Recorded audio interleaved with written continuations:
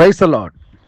வாழ்வை வளமாக்கும் தேவ வார்த்தை 1 கொரிந்தியர் 16ஆம் அதிகாரம் 10ஆம் வசனம். தீமோத்தேயு உங்களிடத்திற்கு வந்தேனாகில் அவன் உங்களிடத்தில் பயமில்லாமல் இருக்க பாருங்கள். என்னைப் போல அவனும் கர்த்தருடைய கிரியையை நடப்பிக்கிறானே.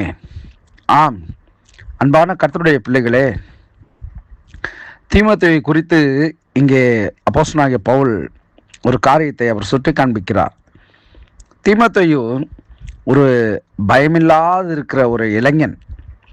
நீங்கள் 1 தீமோத்தேயு 4:12 நீங்கள் பார்க்கிற பொழுது, உன் இளமையை குறித்து ஒருவனும் உன்னை அசட்டை பண்ணாதபடிக்கு நீ வார்த்தையிலும் நடக்கையிலும் அன்பிலும் ஆவியிலும் விசுவாசத்திலும் கற்பிலும் விசுவாசிகளுக்கு மாதிரியாயிரு என்று சொல்லப்பட்டிருக்கிறதை அப்போஸ்தலனாகிய பவுல் இங்கே நினைவுபடுத்துகிறார்.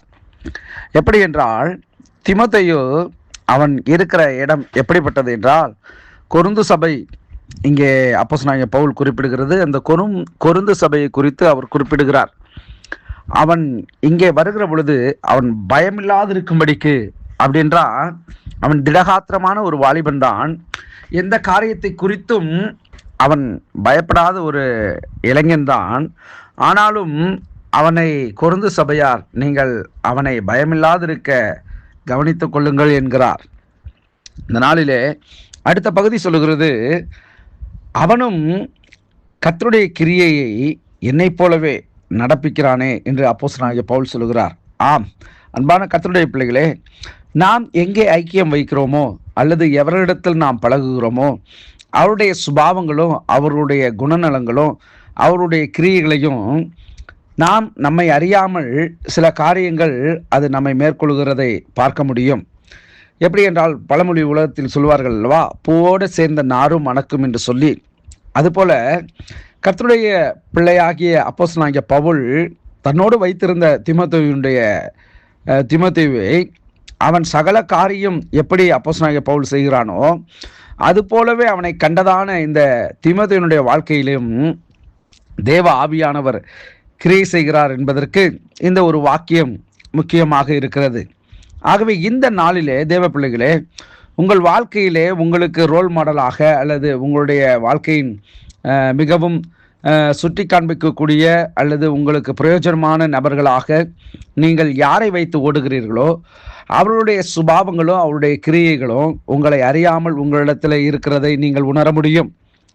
இப்பொழுது நான் சொல்லுகிற காரியம், ஆண்டவராகிய கிறிஸ்து இயேசுவை அவருடைய பிள்ளைகளாகிய நாம் பின்பற்றுகிறோம்.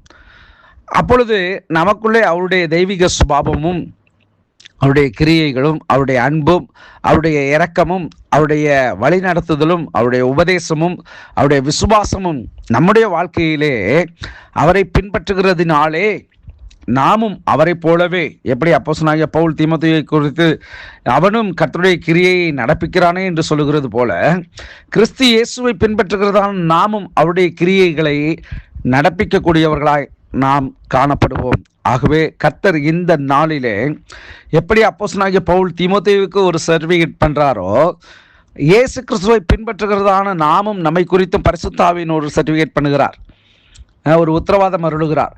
ஆகவே அவருடைய சுபாவத்தை உடையவர்களாய் அவருடைய கிரியை நடப்பிக்கிறவர்களாய் இந்த நாளிலே நாம் தேசமெங்கும் கடந்து போவோம். கர்த்தர் நம்மை ஆசீர்வதிப்பாராக. நாம் ஜெபிப்போம்.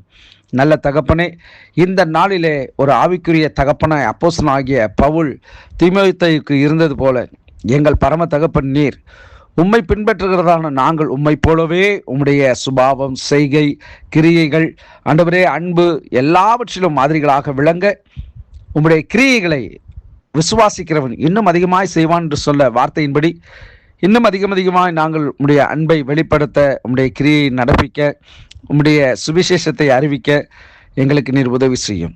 உம்மை போலவே பெரிய அற்புத அடையாளங்களை நாங்கள் செய்து முடிக்க எங்களுக்கு உதவி செய்யும். கிறிஸ்து இயேசுவின் நாமத்தில் ஜெபிக்கிறேன் பிதாவே. ஆமேன், ஆமேன். God bless you.